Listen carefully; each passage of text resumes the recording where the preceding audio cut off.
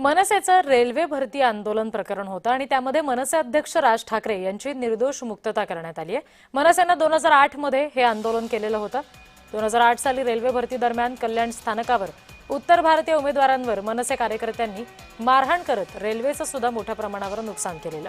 या हल्ल्यांच्या प्रकरणामध्ये मनसे अध्यक्ष राज ठाकरेंवर गुन्हा दाखल झालेला होता, ज्यात मराठी तरुणांच्या नोकऱ्या परप्रांतीयांनी हिरावल्या असा आरोप करत राज ठाकरेंनी परप्रांतीयांना लक्ष्य केलं आणि त्यांच्यात हिंसाचाराला प्रोत्साहन दिलं असा आरोप त्यांच्यावर करण्यात आलेला।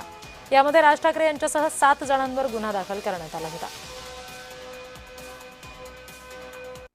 12 विटनेसेस तपासण्यात आले, पण त्या 12 विटनेसेस मध्ये आरोपी नंबर 1 ते 7 यांचं अलिगेशन होतं की स्पॉट प्लेस ऑफ इन्सिडेंटला हजर होते, पण ऍडमिटेडली देयर आर नो विटनेसेस जे कोणी म्हणेल की बाबा त्या घटनेच्या वेळी आरोपी नंबर 1 ते 7 हजर होते, त्या फॉर वॉन्ट ऑफ एव्हिडन्स त्यांना अक्विट करण्यात आला। As far as number 8 is concern, CD recover करण्यात आली, बट ऍडमिटेडली 65B एव्हिडन्सचं सर्टिफिकेट नसल्यामुळे ती सीडी कोर्टामध्ये प्ले करता नाही आली। ती प्ले करताना आल्यामुळे त्याच्यामध्ये नक्की काय आहे ते कोर्टासमोर आलेलं नाहीये। Therefore on the all such grounds कोर्टाने सर्वांना अक्विट करण्यात आलं। मनसे अध्यक्ष राज ठाकरे यांची निर्दोष मुक्तता या सगळ्या प्रकरणामध्ये झालेली आहे। मनसेनं रेल्वे भरती आंदोलन केलेलं होतं, त्या प्रकरणामध्ये राज ठाकरेंची निर्दोष मुक्तता झाली आहे।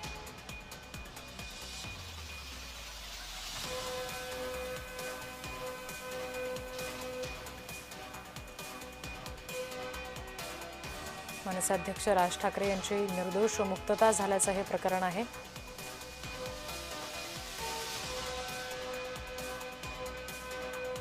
दोन 2008 मध्ये हे आंदोलन मनसेकडून करण्यात आलेलं होतं। या सगळ्या संदर्भात प्रतिनिधी कुणाल भोईटे आपल्याला आणखी तपशील देत आहेत। कुणाल,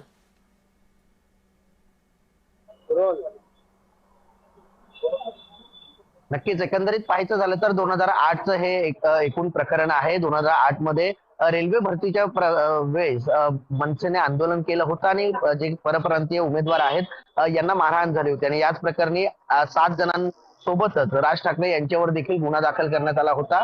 मात्र आज त्या संपूर्ण प्रकरणाची अंतिम सुनावणी जी आहे ती ठाणे सत्र न्यायालयामध्ये पार पडली आणि यानंतर जे सरकारी पक्ष आहे या सरकारी पक्षाने योग्य ते पुरावे सादर केलेले नाहीयेत, त्याचप्रमाणे जे साक्षीदार आहेत त्यांची उलट तपासणी केली असता या सगळ्यांचे हे सगळे निर्दोष वाटत आहेत। त्याचप्रमाणे ज्या काही नोंदी न्यायाधीशांकडे सापडल्या किंवा ज्या काही तपास अधिकाऱ्यांनी त्यांच्यापर्यंत पोहोचवलेल्या होत्या त्याच्यामध्ये एक सीडी होती, ती देखील ग्राह्य धरली जाणार नाही अशा प्रकारचं मत न्यायाधीशांनी व्यक्त केलेलं आहे। आणि त्याचप्रमाणे 7 जणांसोबतच राज ठाकरे जे आहेत ते 8व्या क्रमांकाचे आरोपी होते, त्यांना देखील म्हणजे राज ठाकरे यांच्यासोबत ते 7ही जे आरोपी होते त्यांना निर्दोष मुक्तता जी आहे ती सत्र न्यायालयाने दिलेली आहे। त्यामुळे राज ठाकरेंवरचा हा एक खटला जो आहे तो संपलेला आहे।